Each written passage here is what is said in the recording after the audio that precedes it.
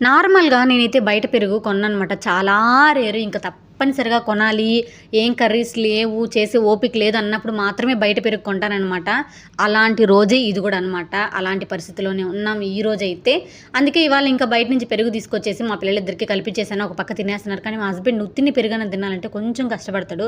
దాంట్లో కొంచెం ఇన్నోవేటెడ్‌గా tomatoes, onions, పచ్చిమిర్చి, కొత్తిమీర, జీలకర్ర, పెరుగు అన్నీ ఏసి కలిపేసాడు. మొత్తానికి బాగుంది. ఇంతకీ టమోటాస్ ఏసుకుంటారా ఇలా పెరుగన్నంలో? నేనైతే ఫస్ట్ టైమ్ చూస్తున్నాను.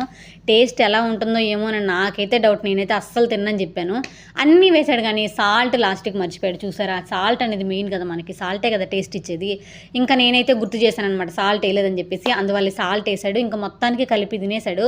రియాక్షన్ చూసారంటే అంత పర్ఫెక్ట్‌గా ఏస్తున్నాడు. సూపర్‌గా ఉందన్నట్టుగా. కానీ నేనైతే నమ్మలేదు. కానీ ఒక ముద్ద తిని చూద్దాం ఎలా ఉంటుందో అని చెప్పేసి ఒకే ఒక ముద్ద పెట్టుకున్నాను. నాకు టేస్ట్ నిజంగా సూపర్‌గా నచ్చింది.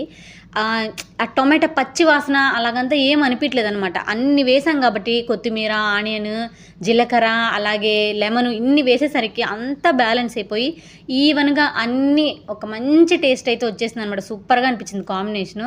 ఒకే ఒక ముద్ద పెట్టని చెప్పింది. నేను 5, 6 ముద్దలు పెట్టిచ్చేసుకున్నాను. దీనితోటే అర్థం చేసేసుకోండి మీరు. సమ్మర్‌లో ఎలాగో మనం పెరుగు ఎక్కువగా తీసుకుంటా ఉంటాం. ఎప్పుడూ ప్లెయిన్‌గా తినడం కన్నా ఇలా కొత్తగా ట్రై చేయండి. ఇలా అన్నీ వేసుకొని ఒక కొత్త కాంబినేషన్‌గా ఉంటుందనమాట. మనం ఇలా తినేటప్పుడు దీనికి పికిల్ అస్సలు అవసరం లేదనమాట. అంత సూపర్‌గా ఉంటుంది.